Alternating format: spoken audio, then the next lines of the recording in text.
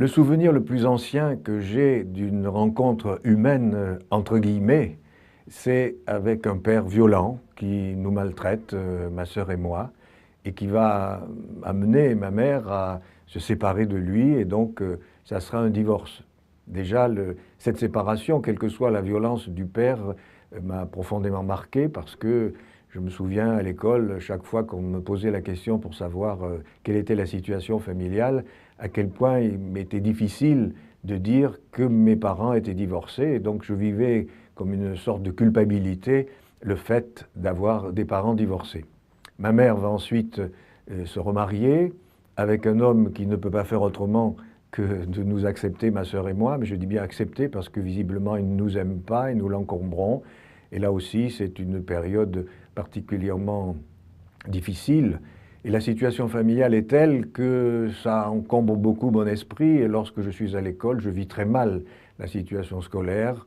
Je suis en situation d'échec, d'autant plus que je vis la scolarité un peu comme dans la peur et dans l'angoisse, puisque je projette sur les enseignants eh bien, l'image que j'ai de ce qu'est un homme, c'est-à-dire ce père violent qui nous battait. Et donc, cette situation-là est telle qu'avec mon nouveau papa, puisque c'est comme ça que je devais l'appeler, les rapports sont difficiles au point que je vis dans cette situation qui consiste à amener mon cartable toujours entre midi et 2 heures, alors qu'un enfant en général laisse son cartable à l'école jusqu'au soir, en me disant on va peut-être à nouveau partir, comme on l'avait fait la première fois du premier mariage de ma mère.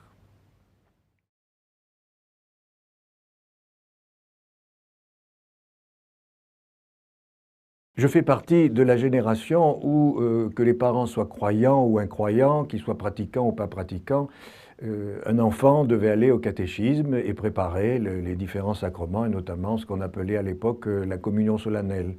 Et donc, ma mère décide de m'inscrire au catéchisme et au patronage, puisque les activités étaient quand même limitées pour les enfants à ce moment-là. Et donc, on était très heureux le jeudi après-midi de pouvoir participer aux activités qui nous étaient proposées le jeudi avec les autres camarades d'école.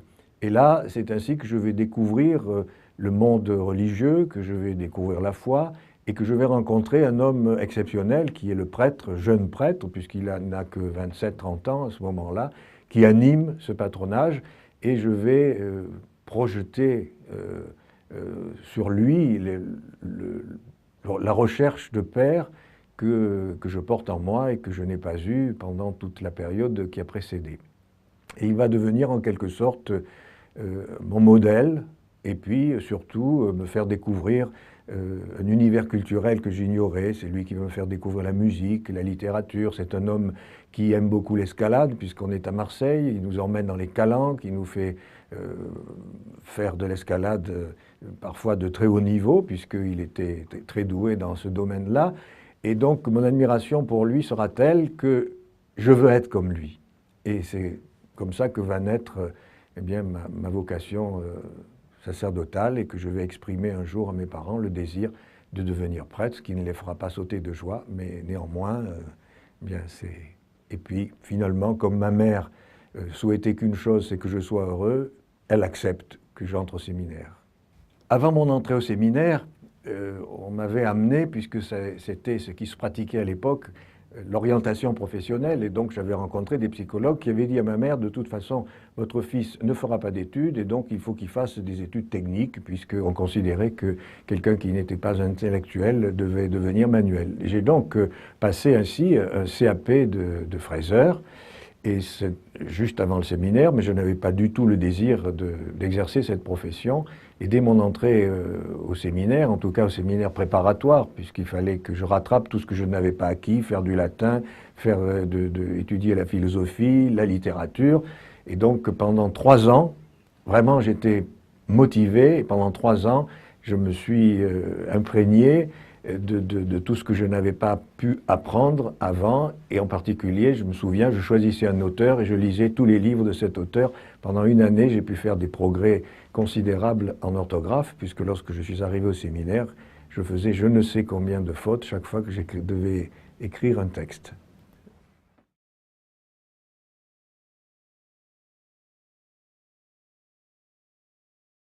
Il est vrai qu'on écrit un livre de mémoire en général quand on a atteint un certain âge. Et j'ai jugé nécessaire d'écrire ce livre, Le Gary, parce que j'étais à ce moment-là porte-parole et donc très présent dans le monde des médias. Et ce que je lisais de moi, je ne me retrouvais pas dans ce que je lisais. Et donc je me suis dit, ben, la meilleure façon de dire ce que je suis et qui je suis, c'est de l'écrire moi-même. Et puis la deuxième raison, c'est aussi parce que je voulais que ce livre soit l'occasion de montrer à des jeunes, comme ça avait été mon cas, qui étaient en situation d'échec, qui n'aimaient pas l'école, qui n'aimaient pas les études, et à qui on disait de toute façon, on ne sait pas bien ce qu'on va faire de toi, et bien qu'à partir du moment où on est motivé, à partir du moment où on a fait un choix, à partir du moment où on est habité par la volonté d'arriver à atteindre le but qu'on s'est fixé, eh bien, quel que soit le point de départ, on peut y arriver. Et donc, c'est les raisons pour lesquelles j'ai souhaité écrire ce livre. D'ailleurs, le premier titre que nous avions envisagé, et puis nous l'avons abandonné, mais le premier titre que nous avions envisagé avec l'éditeur, c'était « Rien n'est jamais perdu ». Voilà, donc c'est un peu ce qui traverse l'ensemble des chapitres de ce livre.